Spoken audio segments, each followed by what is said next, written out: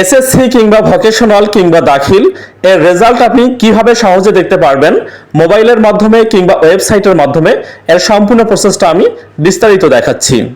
প্রথমে আপনার মোবাইল থেকে আপনি যে কোনো একটা ব্রাউজারে চলে আসবেন। আমি ক্রোম ব্রাউজারে চলে আসলাম। এখানে সার্চ বারে এসে লিখে দিবেন ই বোর্ড রেজাল্ট, লিখে সার্চ করবেন। ব্যাস সাথে সাথে একটা ওয়েবসাইট দেখতে পারবেন। এই ওয়েবসাইটে আপনি একটা ক্লিক করবেন। এবার এ ধরনের একটা ফরম্যাট আপনার সামনে ওপেন হয়ে যাবে।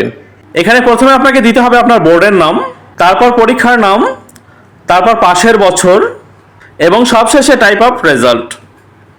আপনি যেহেতু আপনার নিজের রেজাল্ট নিতে চাচ্ছেন, এজন্য আপনি ইন্ডিভিজুয়াল অর্থাৎ সবচেয়ে উপরে যেটা সেটাকে আপনি সিলেক্ট করবেন। এবার নিচে দেখতে পারবেন আরও 3টা অপশন ওপেন হয়ে গেছে।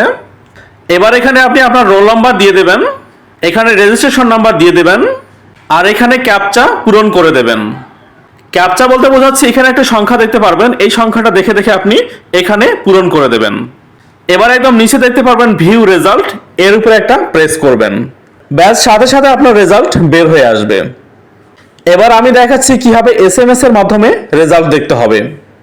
আপনি যদি কারিগরি শিক্ষা বোর্ডের অধীনে পরীক্ষা দিয়ে থাকেন, আপনার মোবাইলের মেসেজ অপশনে গিয়ে টাইপ করুন এসএসসি, তারপর একটা স্পেস দিবেন। এবার লিখবেন টিইসি, লিখে একটা স্পেস দিবেন।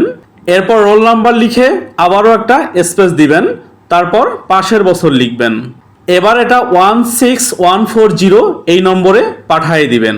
যদি মাদ্রাসা বোর্ড থেকে পরীক্ষা দিয়ে থাকেন, তাহলে আপনার মোবাইলের মেসেজ অপশনে গিয়ে টাইপ করবেন এসএসসি, তারপর একটা স্পেস দিবেন। এবার MAD লিখে একটা স্পেস দিবেন।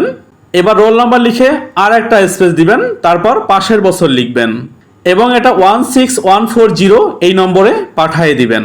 যদি আপনি স্কুল থেকে পরীক্ষা দিয়ে থাকেন, তাহলে মেসেজ অপশনে গিয়ে টাইপ করবেন এসএসসি, লিখে একটা স্পেস দিবেন। এবার বোর্ডের নামের প্রথম 3 অক্ষর লিখে একটা স্পেস দিবেন।